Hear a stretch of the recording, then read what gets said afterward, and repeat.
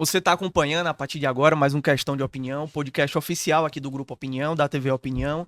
Vamos receber aqui nos estúdios do Opinião Ceará, Jade Romero, vice-governadora do Ceará, secretária das Mulheres. Sejam muito bem-vindos novamente aqui aos estúdios do Opinião.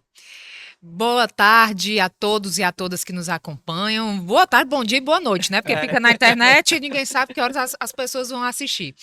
Cumprimentar o Roberto Moreira, a todos vocês que fazem a opinião e dizer da alegria de ter mais uma vez esse espaço aqui importante da nossa imprensa cearense.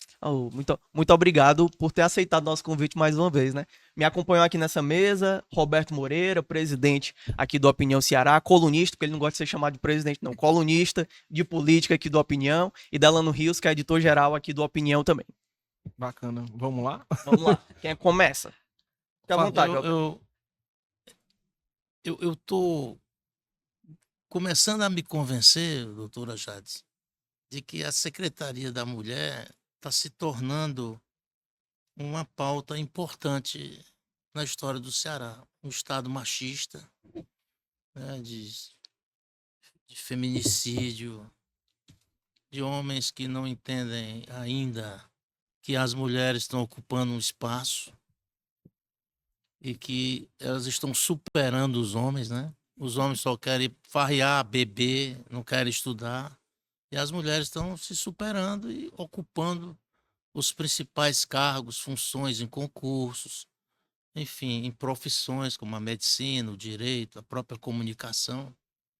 Eu queria saber se reconhecidamente, se você pode falar disso, o mercado de trabalho está sendo realmente dominado pelas mulheres e como é que as mulheres conseguem, é o seu caso também, né, de administrar a vida pessoal, que a mulher trabalha mais que o marido, reconhecidamente, né, e também a atividade, né, externa à sua moradia. Bem, a gente sabe que esse é um dos desafios da nossa sociedade moderna, né? É ter aí mulheres que são responsáveis por mais de 80% do trabalho do cuidado no mundo, né? Recai sobre nós a questão do cuidado com a casa, com idosos, crianças, e essa busca também pela autonomia econômica que muitas vezes traz uma sobrecarga para nós mulheres. Então, hoje, dentro de todos os equipamentos que nós temos, e temos avançado bastante dentro do governo do Estado, nesses equipamentos de proteção, de acompanhamento das mulheres, em todos eles a gente tem garantido, por exemplo, o atendimento psicológico. Nos casos de violência, mas também naqueles casos em que é necessário acompanhar, porque essa sobrecarga tem suas implicações, né? Então, nós temos aí um grande desafio também de mensurar o que representa essa economia do cuidado. Todos nós, para estarmos aqui hoje, conversando, dialogando durante esses próximos minutos, né? O cameraman, quem está ali na edição do som, quem está aqui servindo o café, todos nós estamos aqui trabalhando por conta de mulheres que estão exercendo nesse momento a função de cuidado nas nossas casas e que nos permite essa entrada, essa vinda para o mercado de trabalho. E se a gente fosse mensurar isso em termos de economia, Roberto, no mundo, isso representaria cerca de 13% do PIB. Isso quer dizer que toda a indústria, toda a parte de comércio, de serviço, qualquer outra movimentação da nossa economia, ela acontece por conta dessas mulheres que, de forma remunerada ou não, estão exercendo esse trabalho do cuidado, que muitas vezes é invisível, é intangível, né, não é, e muitas vezes não valorizado.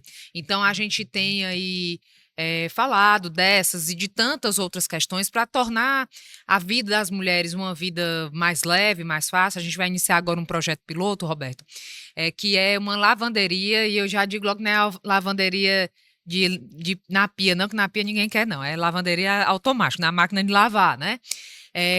Aberta à comunidade, a gente recebeu um recurso federal para fazer esse projeto piloto, ver como é que isso vai ser recebido. É só para apertar o botão agora? É só apertar o botão, a máquina que faz tudo, ok, lava, seca, já entrega tudo pronto, né? Porque a gente sabe que essas horas dentro da rotina de nós mulheres e da população como toda, a lavanderia não é só para mulheres, é para a sociedade, mas a gente sabe. Quer dizer que agora vai pilotar a máquina de lavar, né? Não, vai comandar a máquina de lavar, assim como nós estamos comandando já um monte de coisa. Pilotar o fogão, né? Vai ser em Fortaleza? Sim, vai ser em Fortaleza. Como é que tá o... esse Sim. processo? A Tem um gente prazo já? Sim, a gente está concluindo o convênio, né, a assinatura do convênio do governo federal, e a gente deve iniciar a construção no ano que vem. Então, é um projeto piloto também que traz aí, economiza essas horas do cuidado para as mulheres e permite que tenha mais tempo livre para trabalhar, para ficar com os filhos, enfim, para aquilo que a gente decidir. Governadora, tem esse tema que você tocou dessa questão da economia, ela é importante, porque muitas vezes quando a gente fala quando a gente vai falar do tema mulher, relacionado à questão do poder público, da administração pública, a gente pensa logo na questão do combate à violência e tudo.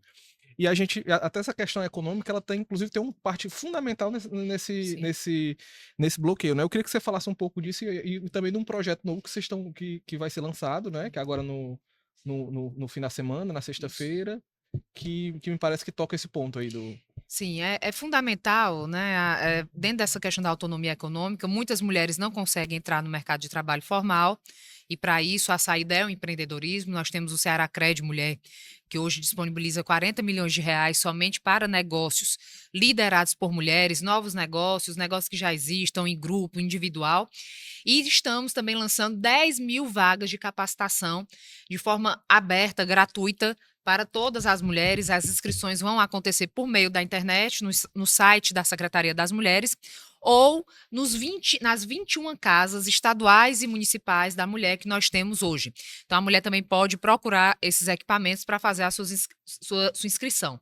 Nós temos curso na área de eletricista, eletrônica, na parte de rede social, maquiagem, panificação, enfim, curso de todos os gostos para aquelas mulheres que querem se capacitar e ter também aí a oportunidade de entrar nesse mercado de trabalho formal ou então se capacitar para empreender, que também é aí uma forma de encerrar também ciclos de violência por meio da autonomia econômica das nossas mulheres. Já que a gente está num momento que se fala muito sobre energias renováveis, transição energética, tem algum projeto voltado para mulheres especificamente para essa área?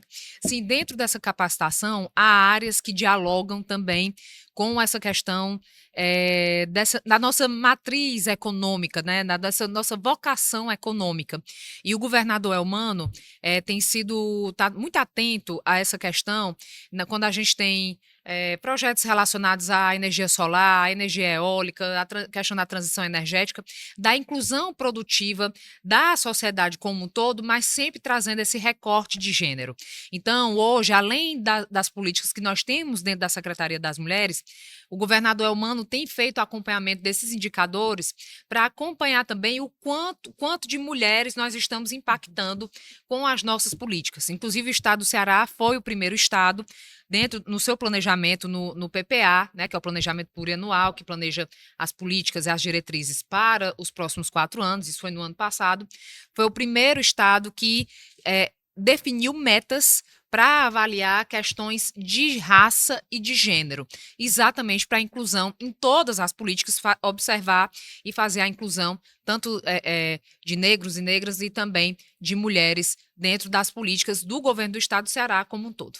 Doutora Jade, eu acho que é curioso, e eu acho que a população quer saber se você enfrenta muitas dificuldades dentro do próprio governo para tocar essa questão da mulher. Há ainda, de certa forma, um preconceito. Algumas pessoas não conseguem compreender, né, o tamanho das mulheres hoje, não só em número, que é a maioria da população, mas também no que eu toquei no início, que é hoje a mulher ter sua independência, a mulher tem uma capacidade enorme hoje de ocupar as belas funções, né, no mercado de trabalho e também nas universidades. Como é isso dentro do governo? A senhora é rejeitada, seus projetos? Não, ao contrário, Roberto. O Elmano é um governador que tem assim, uma sensibilidade para essa questão muito grande. Foi decisão dele ter metade do secretariado de homens e metade de mulheres. Foi decisão dele ter a maior parte do orçamento público definido por nós, mulheres. Então, essas decisões são decisões políticas importantes que foram tomadas por ele, e ele tem garantido todos os recursos, aprovado todos os projetos, dado a condição para que a Secretaria das Mulheres, que foi iniciada no ano passado, né, tenha aí toda a condição de conduzir essa política. E dentro da segurança pública, que é um ambiente ainda com muitos homens, nós temos total apoio, é tanto que no ano passado nós aumentamos em 38% o número de prisões por conta da violência doméstica, e em cima desses 38%, esse ano nós já aumentamos mais 25% dessas prisões. Hoje mesmo, com o governador Elmano, nós fizemos a entrega de viaturas, e uma parte dessas viaturas que foram para combater o crime, foi também para combater crime contra nós, mulheres. Então, uma decisão também do governador, avalizado pelo secretário de Segurança. Então, hoje a gente tem, e nós que estamos no governo do Estado, a gente tem que dar exemplo. E nós temos nos fortalecido nessa gestão, que não está só dentro da Secretaria das Mulheres, está em outros espaços também Então, do o governo. secretariado do governo é humano, o governador não é machista, né? Não, Isso de aí já jeito está nenhum. aprovado, né? Tá. Mas existe o machismo dentro do governo ou a senhora vai pedir a Se- demissão de machista? do governo? Se tem machista, ainda não chegou assim, até mim. Não, confesso que acredito que a gente tem aí um diálogo, né? E o exemplo do governador Elmano não permite que quem é liderado por ele, né, os nossos secretários, possam ter uma conduta diferente da conduta que ele tem, que é uma conduta firme, de liderar pelo exemplo. Porque a gente também, isso é em qualquer canto, é no setor produtivo, é no terceiro setor, é dentro do governo. A gente não pode pregar um valor e não praticá-lo. Então, o governador Elmano pratica, bota essa política como uma prioridade, é tanto que designou a sua vice-governadora, né? Eu poderia ser gestora de qualquer outra pasta ou de qualquer outra função que ele me confiasse.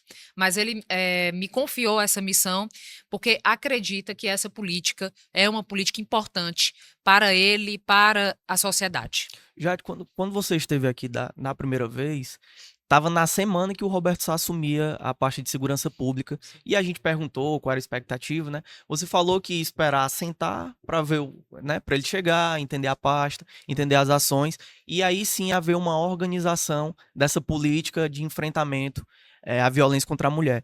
Como é que tá hoje? Assim, o que que avançou? O que que tá previsto para os próximos meses? O que que tá na pauta do dia? O secretário Roberto tem sido um grande parceiro, né? Nós temos diálogo constante.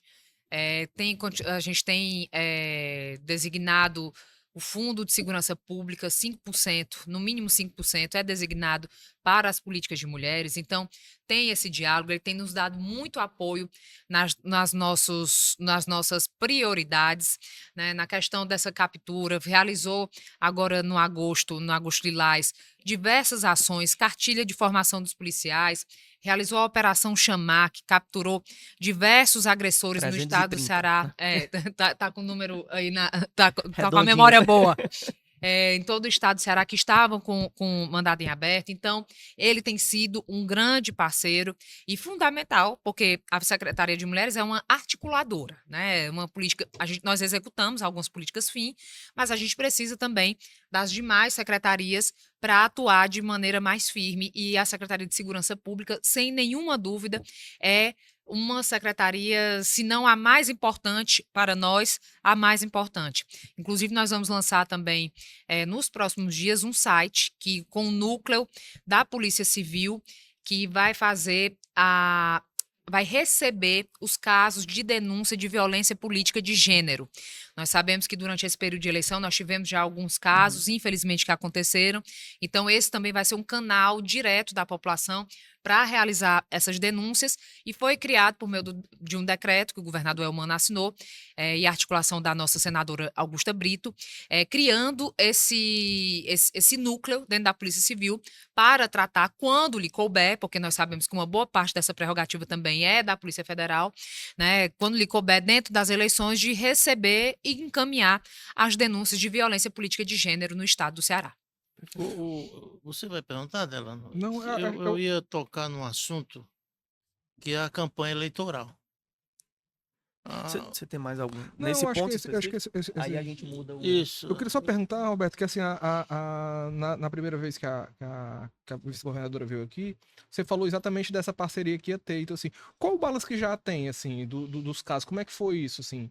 Porque eu acho que também, assim, o que se recebeu de denúncia? Alguns a gente chegou a teve inclusive alguns casos antes da campanha iniciar, né? Teve um caso, qual foi o município que o cara mandou um kit de lingerie para uma pessoa? Então, tem umas bizarrices, inclusive, um pouco antes de começar a campanha, né? Assim, o que é que rolou nessa campanha? Assim, o que é que tá sendo feito? Nós instituímos uma comissão junto ao TRE que se reúne periodicamente para acompanhar esses casos, né? Então, essa já tem sido essa medida. Não cabe a nós fazer nenhum tipo de, né, de julgamento. O que nós fazemos é o acolhimento dessas denúncias para o encaminhamento à justiça. Então, essa comissão ficou com essa missão, né? E também a criação desse núcleo dentro da Polícia Civil, que é o primeiro núcleo no Brasil. Então, a gente está inovando realmente aí, trazendo a Polícia Civil também para fazer o acolhimento dessas questões. Então, essas duas frentes são duas frentes importantes, é algo inédito, né, onde a gente tem feito o acolhimento e muitas vezes, infelizmente, muitas vezes a gente tem visto também que as mulheres não querem denunciar, ficam com medo de denunciar por conta de represálias, né, inclusive como a gente acompanhou, infelizmente, esse caso triste que aconteceu no governo federal, onde a mulher sofreu, né, um assédio e a ministra ficava ali com receio de que isso pudesse gerar algum tipo de crise para o governo do qual ela faz parte. Então, romper a barreira do silêncio ainda é também uma grande missão que nós temos, né, de encorajar as mulheres, de poder protegê-las para que elas se sintam à vontade de fazer essas denúncias. Eu queria entrar um pouquinho na campanha eleitoral, onde está se debatendo a questão da mulher. Não só a parceria que, segundo o candidato do governo, o Evandro Leitão, afirma que não existe hoje qualquer intenção da Prefeitura de Fortaleza em ser parceira do governo do Ceará dentro da sua secretaria. E no subgrupo da discussão da eleição, tem uma temática sobre a atenção à mulher no caso da creche, para que ela possa trabalhar, para que ela possa realmente desenvolver a sua vida de trabalhadora, para manter a família, ou ajudar o marido a manter a família, ou mesmo ela cuidar da criança. E uma das temáticas é a questão das creches. Sim. Que a deputada Larissa Gaspar, ela fala em números absurdos ainda de crianças fora da creche e as mães não conseguem ficar muito tempo no emprego por conta dessa questão. A senhora vê esse problema como uma falta de prioridade, como uma falta de interesse, como um movimento político equivocado de gestão, ou, sinceramente, como uma discriminação mesmo à mulher por parte do município? Bem, vamos lá. Essa é uma questão que a gente precisa avaliar, né, de uma forma muito clara, já entrando também um pouco na seara política, né, mas a política ela permeia a nossa vida, a gente sabe da importância dessas creches para o desenvolvimento dessas crianças na idade correta, né, para que estão ali protegidas, têm acesso à alimentação correta, permitem que as suas mães possam entrar no mercado de trabalho. Então, a creche ela é uma política de desenvolvimento infantil, mas ela é também uma política de proteção da sociedade como um todo, né? Proteção dessas crianças, da permissão dos pais, não só das mães, mas do pai, da mãe, dos cuidadores, né? De poderem trabalhar, de exercerem suas atividades. E hoje, infelizmente, Fortaleza, entre todas as capitais brasileiras, é a cidade que tem uma das mais baixas coberturas de creche. Se estima que uma mulher tem que esperar entre 1 e 2 anos para conseguir essa vaga. 1 ano, 2 anos dentro do desenvolvimento das nossas crianças, quando elas estão ali nessa fase da educação infantil, né, que é o momento mais importante do seu desenvolvimento, onde seu caráter é moldado, onde elas estão se desenvolvendo, as habilidades cognitivas, pode ser uma decisão fundamental entre o sucesso dessa criança lá na frente ou não vou dizer o não sucesso, né? Mas mais barreiras para conseguir chegar lá. Então, infelizmente, Fortaleza, né? Nós vemos uma capital como São Paulo, gigantesca, que conseguiu zerar essa fila e Fortaleza não conseguiu. Então, nós temos aí uma grande missão, né? Porque a gente sabe que dentro da gestão pública, Roberto, é prioridade. É gestão eficiente. É primeiro fazer o diagnóstico. Nós temos um problema. Fortaleza tem um problema.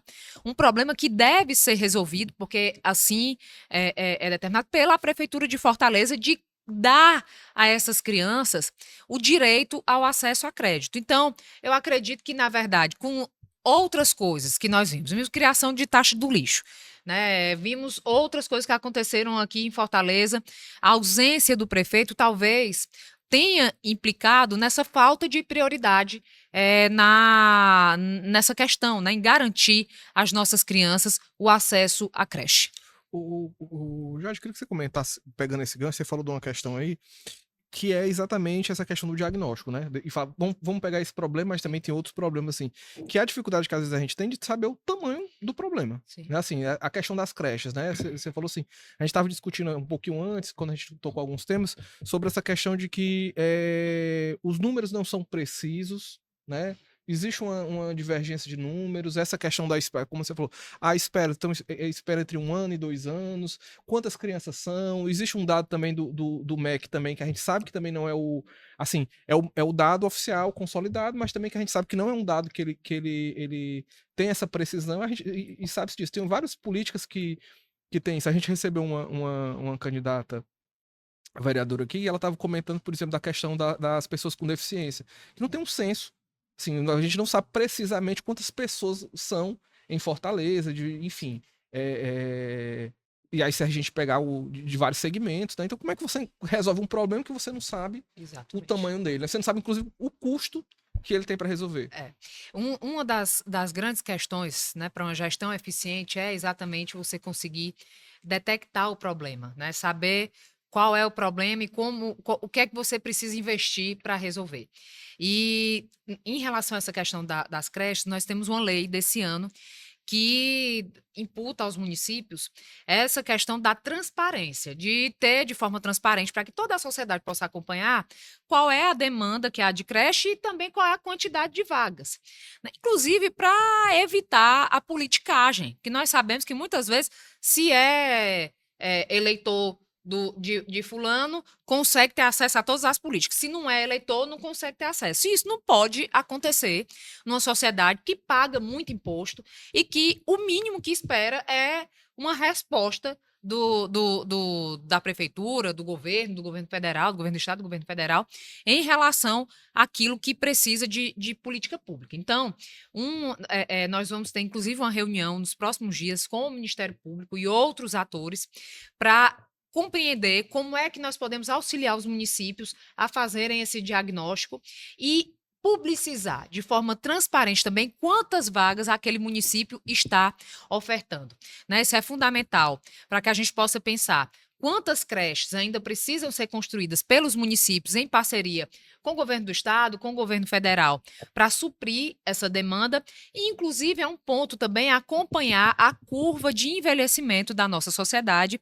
Né? O Brasil está deixando de ser um país jovem, né, que tende ao envelhecimento, para que a gente também possa fazer, é melhor construir, é melhor conveniar, qual é a melhor forma de sanar essa questão para que nós também não tenhamos um volume muito alto de recurso investido para a construção, quando a gente poderia ter uma adaptação, poderia ter essas creches ir para lugares mais populosos, para não haver também aí um planejamento, um mau planejamento, na verdade, que possa nos dar daqui a alguns anos em equipamentos obsoletos. Ou preparar essas creches para, caso elas se tornem obsoletas daqui a médio e a longo prazo, elas possam ser utilizadas também como outro equipamento dentro dessa rede. Né? Equipamentos para idosos, aí é um planejamento também que ainda as nossas cidades carecem muito, que é um planejamento a médio e longo prazo. Né? Geralmente, infelizmente, nós ainda vivemos muito no Brasil uma política que é uma política somente ali daquela digestão, né? Às vezes o prefeito chega, desmancha tudo que o outro fez para poder começar tudo novo. Inclusive, o governo do estado tem o sucesso que tem dentro da educação exatamente pela continuidade, né? Por não haver esse desmonte daquilo que os antecessores fizeram. Ao contrário, vai se continuando aquilo que está dando certo e corrigindo os rumos para seguir acertando. Nesse ponto específico da creche, o Estado ele entraria como parceiro, porque a gente sabe que os municípios eles são os responsáveis por essa faixa, né? Mas tem um caso bacana que é justamente o que foi pactuado com as escolas em tempo integral, mesmo as de ensino fundamental, que é de responsabilidade dos municípios, mas tem uma parceria com o Estado. Seria mais ou menos assim? A proteção social, que é conduzida muito bem pela Aunélia Santana, né, nossa secretária, ela tem financiamento e tem uma série de creches. Inclusive, eu entreguei várias com ela, né, de creches que foram entregues ao município com o apoio do governo do estado, né? A gestão, ela é municipal, mas ela também recebe um percentual de acordo com o número de matrículas também do governo federal, né? Então há esse repasse também para a manutenção da política. Mas o governo do estado é também parceiro na construção, sim, dessas creches em todos os municípios cearenses. Eu quero fazer uma pergunta, eu vou já sair, né? Não, Dar o fique aí, lugar aí. rapaz. Não, aí tem um assessor do governador que diz que você não pode entregar um microfone para o Lula nem para a Jade, né? Que são grandes oradores. E que a senhora agora estava indo em missão nessa campanha isoladamente, né, para regiões discursar, né? O Camilo vai para um lado, o Elmano para o outro, a senhora para o outro. E como é nos palanques esse discurso da mulher, essa coisa da defesa, né, da proteção da mulher, essa questão do combate ao feminicídio e principalmente o recado, né, de que a mulher tem que se fortalecer sem que tenha uma conotação feminista demais, que coloque a mulher contra o homem. Eu queria a sua impressão dessas suas caminhadas aí isoladas pelo sertão.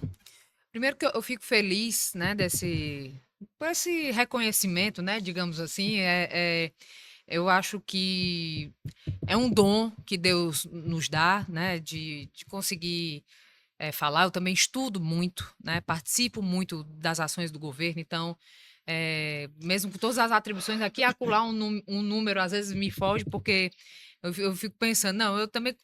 A Marcela com 5 meses, o Mateus com 2 anos e meio, o Igor com 20 anos. Todas as outras gestões que eu faço, ainda tem o Marcelo. De vez em quando eu esquecer um número, uma coisa ainda tá perdoado. Faz parte. Mas eu fico muito feliz, Roberto, desse reconhecimento, e a minha entrega, né, é total, porque a nossa população confiou ao Elmano e a mim, né, uma vitória muito forte em primeiro turno, né, ali com a liderança do Lula, com a liderança do Camilo, que é um grande líder em conteste aqui no estado do Ceará. Então, eu acredito que as pessoas merecem a nossa dedicação. Tenho feito essa caminhada aí no interior do estado, falando de políticas de mulheres, mas falando das demais políticas. Também, né? Aqui eu em Fortaleza cometi o também. erro de omitir isso. Aqui em Fortaleza também, né? Muito presente. Fico feliz de ver nas pessoas esse reconhecimento de colocar as mulheres como um fator importante também, não só dentro da gestão, mas também dentro da eleição. Né? Tô eu, tá a Aunélia, tá a Augusta, andando o estado todo, fazendo campanha aqui em Fortaleza e levando essa defesa do nosso grupo, Roberto, que eu me orgulho muito, porque nós não precisamos importar mulheres de outros estados. Se a gente quiser, a gente até traz. Nós temos muitas lideranças em outros estados. Mas nós conseguimos fazer evento, reunião, tudo que a gente quiser, só com as mulheres que são protagonistas aqui no estado do Ceará. Então, esse grupo político, que é liderado pelo senador, ministro Camilo Santana, que tem também o nosso governador Elmano, é o grupo aqui no estado do Ceará que mais valoriza as mulheres e que mais tem mulheres em espaços estratégicos na tomada de decisão. E que mais tem mulheres também fazendo essa caminhada aí na defesa dos nossos candidatos, daqueles que estiveram conosco, daquilo que a gente sonha e acredita, não só para o estado do Ceará, mas também para os nossos municípios cearenses. A senhora participou de um evento no Henrique Jorge, né? A senhora, a Onélia, a primeira-dama, e foram 2.000 mulheres, 1.000 e poucas, não sei, que foi com o vereador Eudes Pringel, não é isso? Nós fizemos, na verdade, Esse tipo de evento vai se repetir? Foi uma carreata, Roberto. A gente fez uma carreata lá no Henrique Jorge. Confesso que pode ter tido outras reuniões, né? A gente está se dividindo, então às vezes eu não consigo acompanhar tudo. A Vou eu para um Cristiane lugar, também, né? então, Vai né? a Cristiane para o outro, a Augusta para o outro, a Onélia para o outro, que a gente consegue ampliar essa nossa cobertura mesmo para dialogar com as pessoas, não só nesse momento eleitoral, né? Isso acontece todos os dias, independente de eleição. Nós estamos sempre, eu sempre vou ao interior do estado, amo ir ao interior, sou aqui nascida, criada, né? Sou menina da capital, sempre brinco, né? Mas eu amo ir para o interior do estado, ter esse diálogo com as pessoas, e nós temos feito aí quase que diariamente ações assim. Lógico que a gente respeita todas as regras eleitorais durante nosso horário de trabalho, fazendo as entregas que são importantes, necessárias para o governo do estado, para os cearenses, e depois das 5 horas da tarde e nos finais de semana temos aí caminhada aqui em Fortaleza e no interior do estado também. Deixa eu só fazer uma Ah. questão, acho que depois a gente pode voltar um pouquinho para Fortaleza também. Hoje, pelo cargo pela função que você ocupa e pelo seu desempenho também, você é o principal nome do MDB no estado do Ceará. E o MDB, ele tradicionalmente ele é visto por alguns analistas como um partido fisiológico, era visto como um partido mais fisiológico, Tava sempre no poder, né? estava Vamos sempre dizer. no poder, independente de quem estava. Queria saber como é que você vê se o MDB ele está de fato em um novo momento, qual a sua participação nisso e o saldo que isso pode ter para o futuro do partido. Bem, o MDB, né, antigamente tinha um pouco né, tinha essa história, e é importante que a gente compreenda que a partir da Constituição de 85 ficou institucionalizado um presidencialismo de coalizão. Nós sabemos. 88, né? Desculpa, 88. 85 foi o ano que eu nasci. Eu confundi uma coisa com a outra. 88, desculpa. A Constituição de 88, ela trouxe esse presidencialismo de coalizão. E nós temos visto a dificuldade do Lula, em alguns momentos, para conseguir aprovar matérias importantes, né? Então, essa coalizão, o que é essa coalizão? Né? Para quem está nos acompanhando, a imensa maioria sabe, mas para quem não sabe, é ter a governabilidade. Essa governabilidade, principalmente a nível federal, se dá quando você consegue ter a maioria dos senadores e dos deputados federais para conseguir aprovar as medidas importantes para o governo. Então, o MDB, até um tempo atrás, né, ainda é um dos maiores partidos do Brasil, então a presença do MDB apoiando o governo federal era estratégico para essa governança, para essa governabilidade, né? Então, acabou que o MDB ficou com essa pecha que eu considero injusta, porque hoje é o que se chama de centrão, né? São os outros partidos que, inclusive, criticaram muito o MDB e que hoje estão lá nesse papel, né, fazendo essa articulação para a aprovação ou não, né, de medidas. Às vezes, a não aprovação é para mandar um recado para o governo federal, né? Nós sabemos que isso acontece. E isso faz parte do sistema político como um todo. É tanto que o Bolsonaro, ex-presidente, que foi muito crítico não só dessas questões, mas de outras questões, não acabou, né? Com isso, ao contrário, criou emenda, orçamento secreto, enviava recurso à torta e à direita para aqueles que eram aliados, né, para conseguir ter uma base para aprovar ali algumas medidas.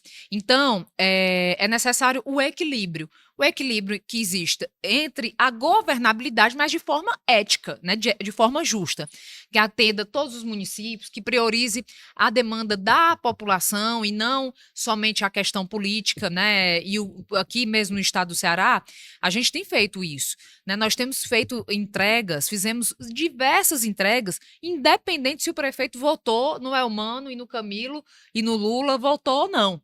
As entregas foram realizadas. Então, essa governabilidade, ela existe, mas a gente tem que colocar o bem comum, né, e a demanda da população acima de qualquer outra situação que possa surgir. Política é outra coisa. Eleição é outro momento. Na eleição, nós vamos estar ao lado daqueles que nós confiamos, que nos ajudaram, né? Mas quando a gente trata de gestão, eu acho que a grande questão, quando a gente revisita esse passado, né, dessas pechas que foram colocadas no MDB, a gente tem que trazer um pouco também desse ambiente que existe, em especial no governo federal, que trouxe um pouco dessa imagem. Mas você acha importante que haja uma renovação desses quadros até para o partido se manter? E a gente vê isso em outros partidos também. Por exemplo, o PSDB, né? Que é outro partido tradicionalíssimo aqui e que está tendo uma renovação, está trazendo novas pautas, tentando, né? pelo menos, Está né? tentando uma renovação, trazendo novas pautas.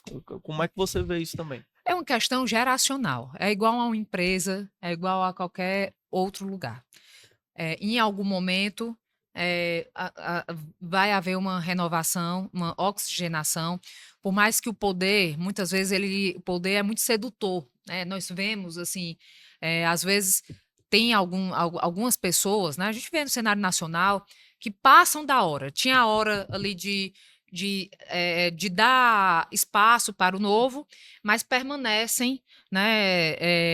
E às vezes perdem um pouco do time. Mas nós temos algo que se chama eleição, que acontece de 2 em 2 anos. Então, a vontade do povo é soberana. É a vontade do povo que vai criar essa confiança com o novo, para permitir que novas lideranças surjam, e é essa vontade do povo também que vai aposentar aqueles que já contribuíram, mas que podem também dar espaço para essas novas lideranças. Isso aí em qualquer canto, qualquer município, qualquer estado, no país, né? Então, e a gente tem que evitar também o preconceito geracional. Porque, Roberta, às vezes o preconceito não tem só contra a mulher na política, não. A mulher, e quando ela é jovem, muitas vezes levada, não sabe de nada, não tem potencial nenhum. As nossas mulheres têm vivido isso, né, nessas eleições. Então,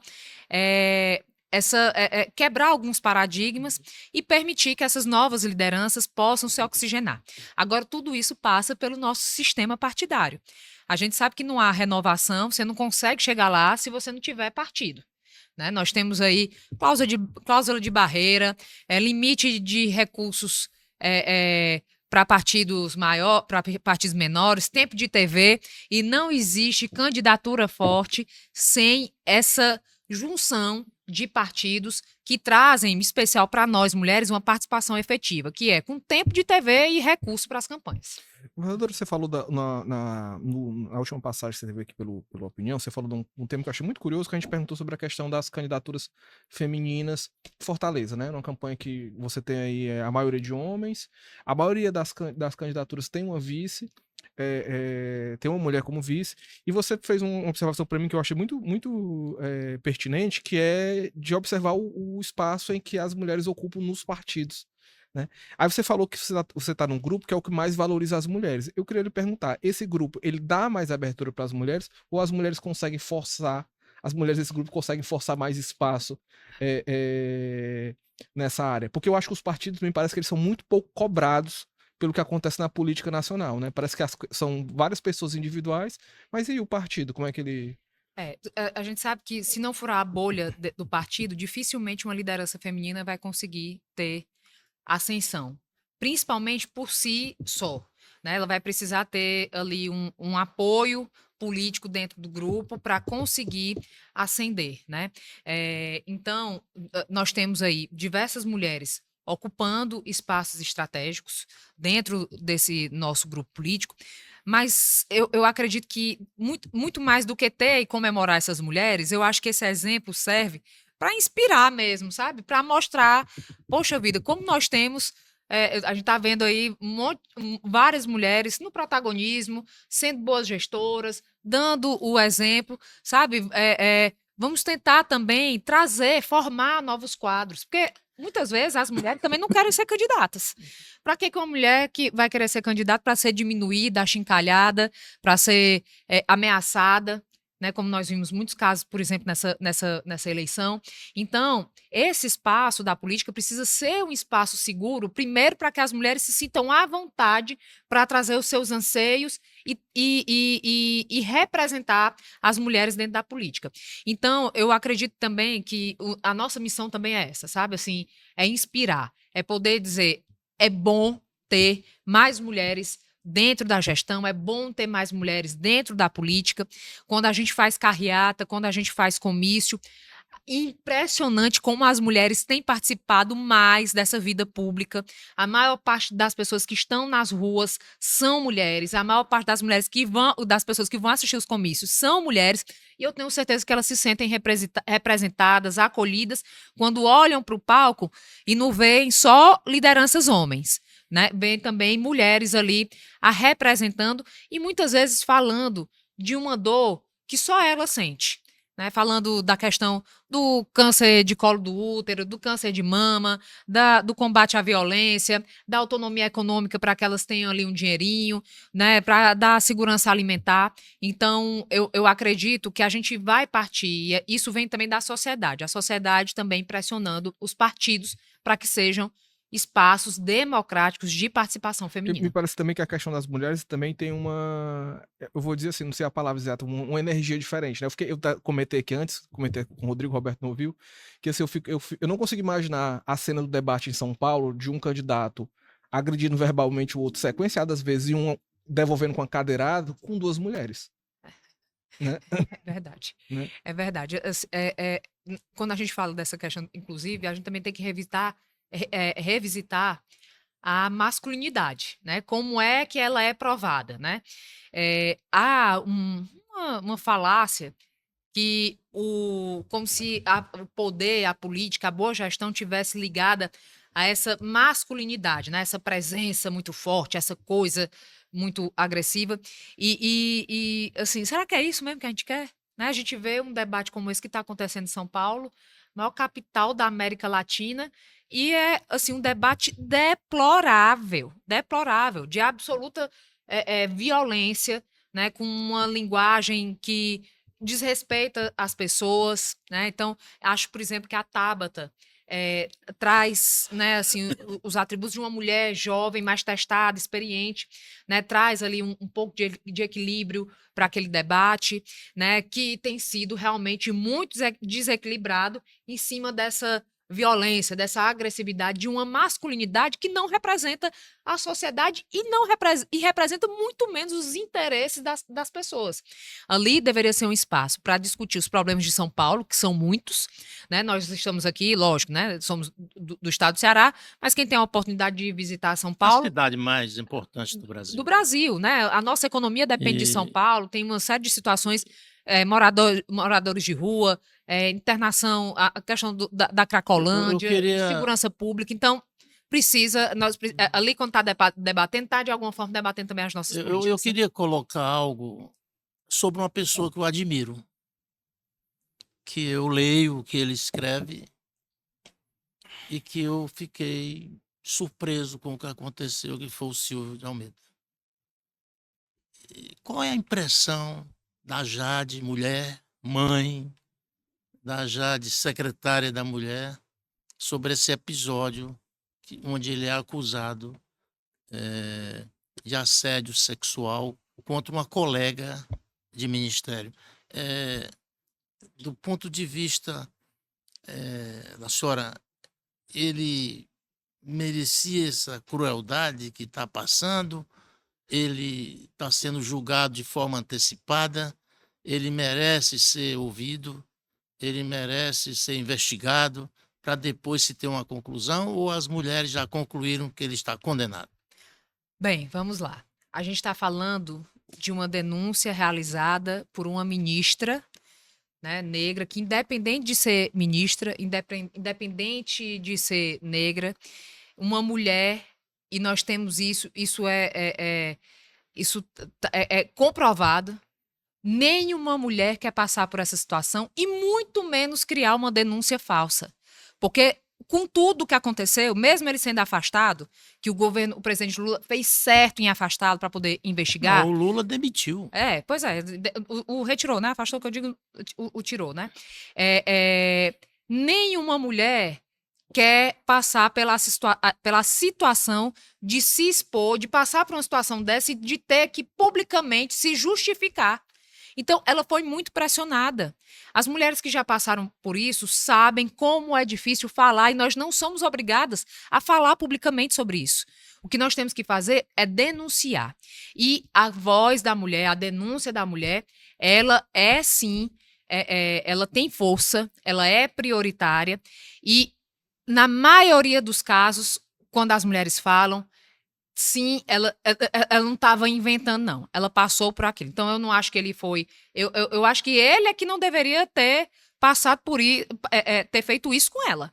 Né? E aí surgiram outras denúncias. É uma situação, assim, lamentável, que está sendo investigado, que vai vir a resposta, mas que a prioridade é proteger a mulher. E se ela fez a denúncia, o governo Lula fez certo de tirá-lo do ministério para que dê a transparência às investigações e preservá-la, porque nós estamos falando de uma mulher, mãe, né, uma mulher que tem uma situação estratégica dentro do governo e que ainda teve medo de denunciar. Então, imaginemos nós como é que a maior parte das mulheres se sentem, por exemplo, com assédio sexual de superiores, porque nós sabemos que isso acontece.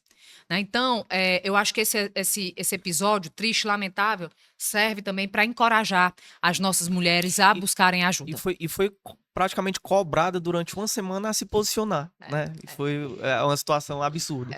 Eu queria só perguntar, assim, qual o impacto para o campo progressista? Porque, assim, é uma figura histórica para esses movimentos sociais, né? E em uma pasta histórica também. Como que você avalia esse impacto pro campo progressista de uma forma geral? A violência atinge a nós mulheres, independente de raça, independente de religião, de posição política, de ideologia. Há mulheres de extrema direita que sofrem violência política de gênero, que sofrem outros tipos de violência. Há mulheres de extrema esquerda que passam também por esse tipo de violência. A gente não pode taxar e nem pode passar pano ou varrer para debaixo do tapete porque é histórico, porque contribuiu assim. Violência é violência e deve ser tratada da mesma forma, com o mesmo peso, a mesma medida, independente de quem seja, de quem a cometeu. Então, por isso que eu parabenizo o presidente Lula pela tomada de decisão firme, né, por retirá-lo, afastá-lo ali do ministério para garantir a isenção da investigação e fez isso de maneira rápida, também para proteger a Aniele e a gente não pode, porque é do campo progressista, minimizar a denúncia. E se fosse na direita, todo mundo ia falar, porque eu sou de centro-esquerda, então eu vou falar porque é na direita. Não. Eu acho que a gente tem que usar o mesmo peso e a mesma medida, independente de qualquer outra questão, e rechaçar qualquer tipo de violência contra nós mulheres. Esse episódio, se ele gerou alguma discussão interna no governo, porque assim, acho que esse episódio ele tem um caso muito curioso, que é exemplar, digamos assim, para mostrar o que é a violência que a mulher sofre, porque não foi qualquer ministro. Assim, foi o ministro dos Direitos Humanos que fez isso. Então, assim, não estou dizendo que isso é um agravante, mas realmente, assim, é aquela coisa, né? Se fosse esperar de não sair de um canto, seria daquele canto, sim, né? Assim, se tem alguma pessoa que politicamente tem noção do que está sendo feito ali no governo, ele tem essa obrigação. E eu queria saber se isso traz, quando tem um caso como esse, que é um caso assim, não só um caso de assédio sexual dentro do governo Lula, mas é um caso de assédio sexual cometido pelo ministro dos Direitos Humanos, se isso causou, tipo, alguma discussão interna do grupo político ou do governo, e se isso foi pauta de reunião de alguma forma. Enfim. Não, da nossa parte, não. Assim, a gente tem antes mesmo desse episódio, a gente tem uma política constante inclusive foi criado esse ano também pela Secretaria das Mulheres a Ouvidoria da Mulher, que é uma ouvidoria que também acompanha, recebe denúncias e acompanha casos de assédio sexual, tanto da sociedade, né, porque é importante a gente distinguir, né? O assédio sexual, ele acontece quando há ali a relação de trabalho ou uma hierarquia. E a importunação sexual é quando não há uma relação entre o agressor e a vítima, e acontece essa importunação, ela não precisa ter toque, não. Ela pode ser, inclusive, virtual. Né? Ela pode ser virtual, ela pode ser por um gesto. Então, a gente tem, o Estado do Ceará reduziu, inclusive, os indicadores de assédio sexual e de importunação sexual, segundo o Fórum Brasileiro de Segurança Pública. A nossa ouvidoria, ela recebe essas denúncias. Nós temos também na CGD, que é a Corregedoria Geral de Disciplina, um canal direto para receber também casos de violência doméstica que aconteçam dentro das nossas corporações, das forças de segurança, porque a gente está, quando isso acontece, a gente está falando de um agressor que tem porte de arma, que tem contato com o sistema de segurança, né? Então, também há um canal específico para esse tipo de denúncia e acompanhamento desses casos. Então, o que traz, na verdade, é a importância da gente seguir fortalecendo esses canais de denúncia e os canais institucionais, porque muitas vezes a mulher que faz a denúncia, ela tem medo de perder o emprego, ela tem medo de atingir a imagem da empresa, ela fica com sequelas psicológicas, como é que ela vai contar dentro de casa, como é que ela vai fazer isso. Às vezes tem outras implicações. Então, nós temos trabalhado muito para ter essa rede para proteger as mulheres de uma forma geral. Esse é um tipo de violência, né? A violência sexual, que pode acontecer como exploração, como estupro, como importunação, como assédio. Então,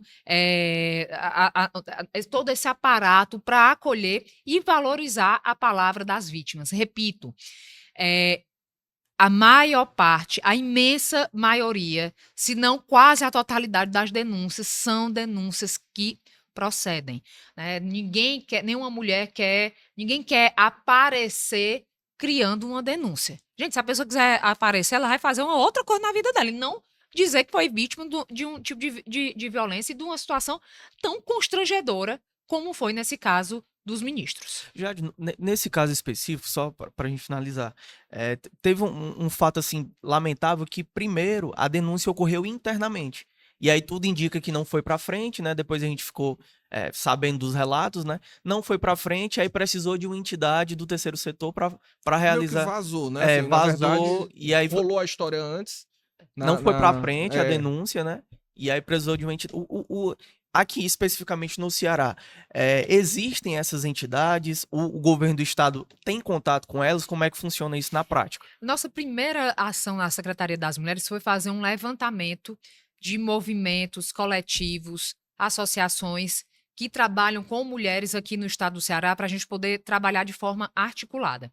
Essa participação acontece também por meio do conselho. Nós temos o conselho estadual e vamos fortalecer também. Agora, até a gente está concluindo uma licitação para o fortalecimento dos conselhos municipais, que também tem participação, são paritários, né? Participação do governo e participação da sociedade civil. Então, essa articulação também fortalece esses canais de denúncia. Eu acho que nesse caso específico, primeiro que o terceiro setor ele é fundamental na articulação com o governo, né? O governo, quando eu falo, é o governo federal, estadual e também as instâncias municipais, para o recebimento dessas denúncias, mas também coloca assim uma missão para a gente, um objetivo maior. É que a política de mulheres, por muito tempo, ela veio do movimento social. Então, a partir de agora que ela está sendo institucionalizada. De 5 mil municípios, mais de 5 mil municípios brasileiros, nós temos pouco mais de 200 organismos de políticas para as mulheres, em todo o Brasil. Então, a gente está falando de uma política que ainda está nascendo e que precisa se fortalecer institucionalmente, para que o caminho seja articulado, sim, possa ser um caminho, um terceiro setor, mas que as próprias prefeituras, o próprio governo e o próprio governo federal também tenham mecanismos onde a vítima se sinta à vontade para denunciar, onde a vítima possa procurar os canais também institucionais ou aqueles que são articulados entre terceiro setor e governo. Secretária, e como é que você aí, dentro dessa teoria, você define aí qual o espaço do homem né? Porque, pelo que a senhora fala, quase tudo é não, né? Não e não, é não. E como é que Roberto, fica esse relacionamento? Porque isso depende também de uma construção, né? Então olha, é muito difícil você olhar para uma pessoa e dizer, olha, você está me assediando? Como é que é isso na cabeça de pessoas como a senhora que trabalha essa defesa da mulher? e pra que tu vai ficar querer olhar, Roberto? Não, eu não estou olhando para ninguém. Fica alguma Eu estou mulher, quando dizendo tu sai assim, na rua, não, olha uma mulher fica olhando assim pra não, eu ti? estou dizendo, governadora, como é que agora as relações são construídas? Olha, primeiro que isso não é uma teoria, não é um debate. O direito a uma vida digna, sem violência, é um direito a nós mulheres. Direito. Uma sociedade equilibrada entre homens e mulheres, nós estamos falando das mulheres se sobreporem aos homens, não. É uma complementariedade que não existiu. As mulheres, até pouco tempo atrás, não podiam votar, não podiam jogar futebol, né? Não podiam um monte de coisa, não podiam participar da vida pública. Né? Ou casava e Aí tinha eu filho, ou acho entrava correto isso. no mercado de trabalho. Então, a gente vem Eu acho mostrando que que as mulheres têm que conquistar tudo que ela tem direito. pronto, a gente tem direito a partir de uma sociedade que nos respeite.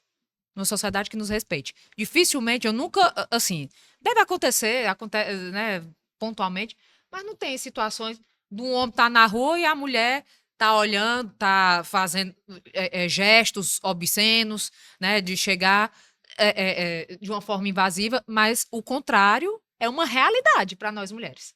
Todas as mulheres que estão nos acompanhando conseguem pensar aí pelo menos um episódio, todas as mulheres. Ou seja, eu estou falando também, Roberto, das nossas filhas, das nossas Sim, mães, das sim. nossas tias, das nossas primas, da nossa família, que muitas vezes tem até vergonha de nos relatar de situações que passam no dia a dia de violência. Então, assim, essa é a sociedade que a gente quer.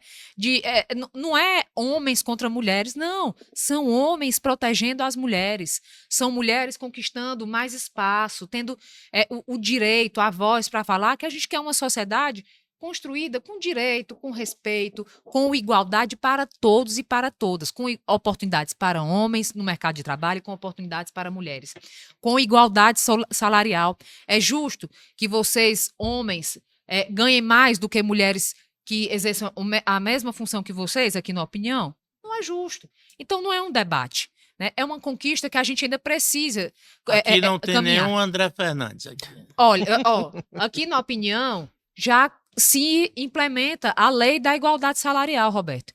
Mas tiveram muitas empresas que entraram contra o governo federal, contra a igualdade salarial. André Fernandes foi um candidato que votou contra a igualdade salarial. E outros também. Né? Então, assim, nós estamos falando, parece impossível que a classe política, que um político diga que uma mulher tem que ganhar menos do que um homem exercendo a mesma função. Pois tem. O André Fernandes votou contra. É curioso essa questão econômica, porque a gente tem muito, hoje no Brasil, assim, essa coisa da mulher chefe de família não é uma exceção, né? É praticamente a regra. Você vai ver nas áreas mais pobres e tudo, você tem assim, quem conduz a família economicamente, inclusive é a mulher, né? E tem essa dificuldade de formalização. Sim. Né? E nós estamos falando de algo que parece muito básico, né? Mas que ainda precisa vencer preconceito, ultrapassar as barreiras, ser falado, né? Porque o nosso objetivo é que a gente construa uma sociedade onde a gente não precisa falar nada disso, onde a gente não precisa de casa da mulher para proteger as mulheres, porque as mulheres não vão sofrer violência pelo fato de ser mulheres, onde a gente não precisa falar da importância de julgar em tempo recorde os feminicídios, porque as mulheres não serão mortas por causa de ciúme, por conta do fim do relacionamento, aqui onde a gente não precisa ter uma lei para dizer que precisa de igualdade salarial para homens e mulheres que exercem a mesma função, porque será natural, homens e mulheres ganharão o mesmo tanto se exercem a mesma função. Então, mas nós ainda temos que falar, nós ainda temos que vencer, ainda temos que legislar, ainda temos que ter políticas, ainda temos que gerir essas situações para ter para dar a equidade, dar a oportunidade às mulheres a uma vida com dignidade. E na dúvida nós temos a legislação, né, que vai É. dizer vai determinar que isso é crime, que isso não pode, que, enfim, Isso. por mais que você ache que pode, não pode, né? E na prática é isso. Já queria te agradecer, viu, pela participação aqui no podcast mais uma vez. Sinta-se convidada para numa próxima oportunidade nós fazermos novas atualizações das políticas que estão em andamento. Muito obrigado de novo pela presença. Eu que agradeço, sempre uma alegria, uma satisfação poder conversar com vocês, conversar com as pessoas que estão nos acompanhando, né? Queria encerrar deixando aqui, reforçando algumas questões que a gente tratou lá no começo, antes de começar a falar de política, né? Nessa sexta-feira a gente vai fazer o lançamento de 10 mil vagas de capacitação para as mulheres. Então procure lá mulheres.ce.gov.br, faça a sua inscrição, procure as nossas casas. A gente vai seguir trabalhando de maneira muito firme para que outras mulheres possam se sentir não só representadas, mas protegidas pelas políticas do governo do estado do Ceará. Perfeito. Queria agradecer também a Obrigado. participação aqui do Delano, do Roberto. A gente fica junto aqui numa próxima oportunidade. Essa conversa completa você acompanha no nosso YouTube oficial, ou o canal oficial do Opinião Ceará, nas nossas redes sociais. Então curte, compartilha, divulga, comenta, critica, apoia, né? Faz parte também do processo democrático. E a gente fica junto aqui. Até uma próxima.